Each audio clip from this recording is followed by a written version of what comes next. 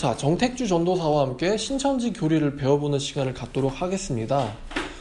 그 신천지에서는요, 초등부터 중등까지 그 시대별 구원자라는 것을 이제 여러분들에게 세뇌를 시킵니다. 그래서 어떻게 세뇌시키냐면은 제일 처음에 불러드리는 것이 바로 아담이에요. 그러면은 아담이 하나님께서는 수많은 사람들 중에서 아담이라는 사람을 택하신 목자로서 처음으로 이제 부르셨어요. 그래서 아담이 하나님의 첫 번째 세대의 그 목자로서 부르심을 받았는데, 이 아담이 그 하나님이 짝져 주신 하와가 뱀에게서 미혹을 받아가지고 아담의 세대가 죽어요. 그래서 아담이 배도를 해요. 그리고 아담을 배도시킨 자가 바로 이 멸망자라고 하는 뱀입니다. 그러니까 뱀은, 신천지에서는 뱀은 그 진짜 뱀이 아니라, 어떻게 뱀이 말을 하느냐. 그러므로 뱀은 뱀이 아니라 사람이다.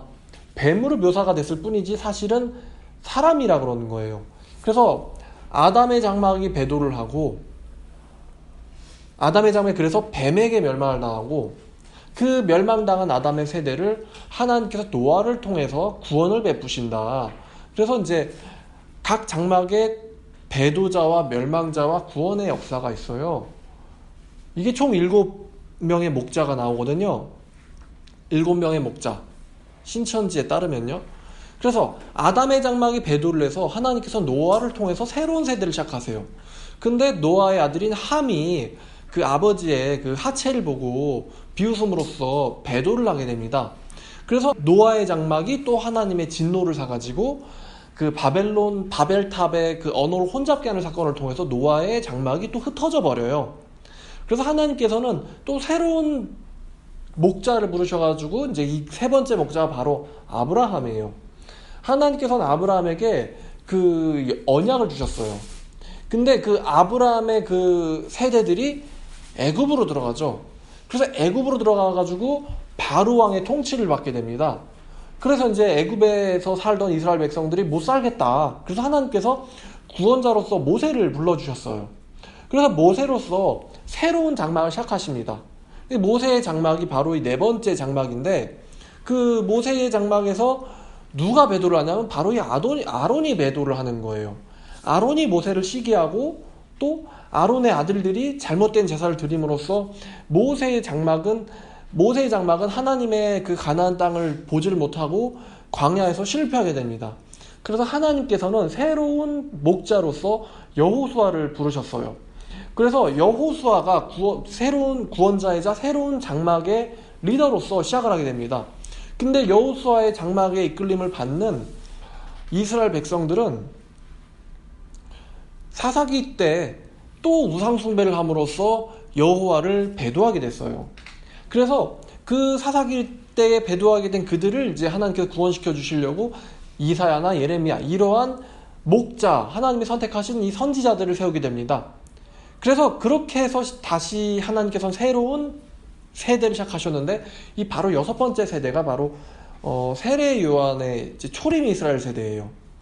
하나님께서는 초림 이스라엘 세대를 부르셨는데, 이제 그들을 이끄는 목자가 바로 세례 요한이었습니다. 근데 세례 요한이 예수님께서 사역하시는 걸 보고서는 시기와 질투를 한 거예요. 그래서 처음에는 예수님의 그 길예비를 하는 사자로서 활동을 했는데, 자기가 이제 옥에 투옥이 되고 나서 자기의 제자들을 예수님께 보내서 예수님에게 이렇게 묻습니다. 그게 이제 그 유명한 마태복음 11장에 나오는 구절이죠. 자, 마태복음 11장 3절입니다. 이 3절을 보면은 요한이 옥에서 그리스도께서 하신 일을 듣고 제자들을 보내어 예수께 여짜오되 오실 그이가 당신이오니까 우리가 다른 일을 기다리오리까. 자, 이 세례 요한이 처음에는 예수님을 가리켜서 저 세상죄를 제거하는 하나님의 어린 양이라고 믿었었는데, 이제는 더 이상 예수님을 구세주로 믿지 않고 예수님께서 정말 참된 구원자 맞는지 의심을 하게 됩니다. 그래서 세례 요한이 의심을 품고 배도를 했다는 거죠. 그래서 서기관 바리새인들에게 그 세례 요한의 세대가 멸망을 당하게 돼요. 그 세대 가운데서 그 이스라엘 초림 예루살렘 애들을 구원해내신 게 바로 예수님이었던 거죠. 영적으로 죽임을 당한다는 거예요. 영적으로.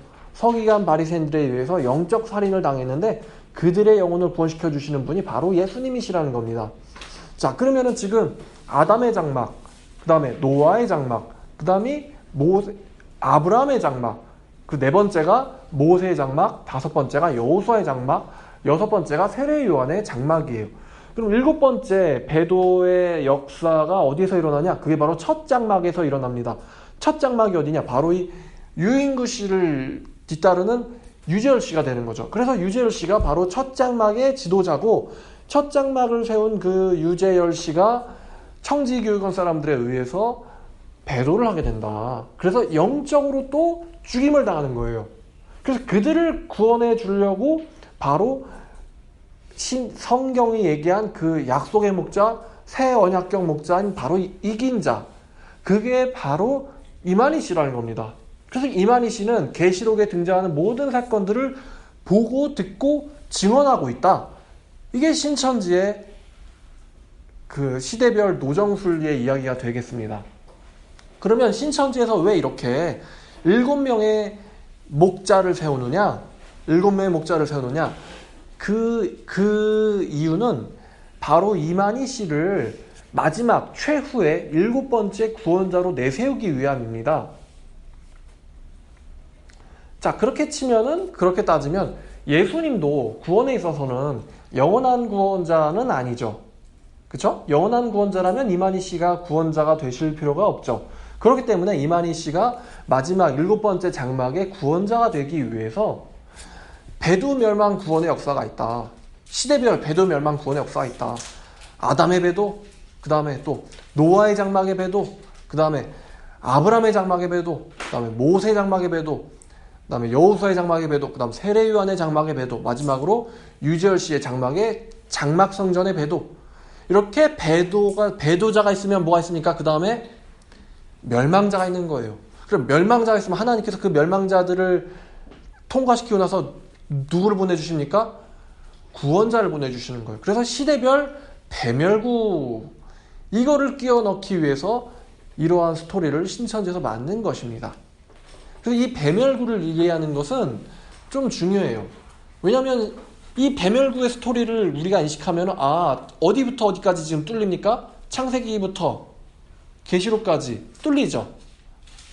일단 그렇게 느껴지잖아요. 그러니까 이 스토리를 걔네들이 중요하게 생각하는 이유는, 그래, 이 스토리를 가지고 이만희 씨가 구원자라는 것을 믿게 되는 사람들이 생기기 때문에 중요한 거예요. 시대별 구원의 노정이 중요하죠. 그러니까 이 시대도 분명히 구원자가 있어. 분명 구원자가 있어. 그러니까 이거는 신천지는 뭐 할 수가 없어? 틀릴 수가 없어. 그러니까 이만희 씨가 구원자고 구원자가 있는 신천지가 바로 진리의 성읍이다. 이게 이제 신천지인들의 사고 구조가 되겠죠? 감사합니다.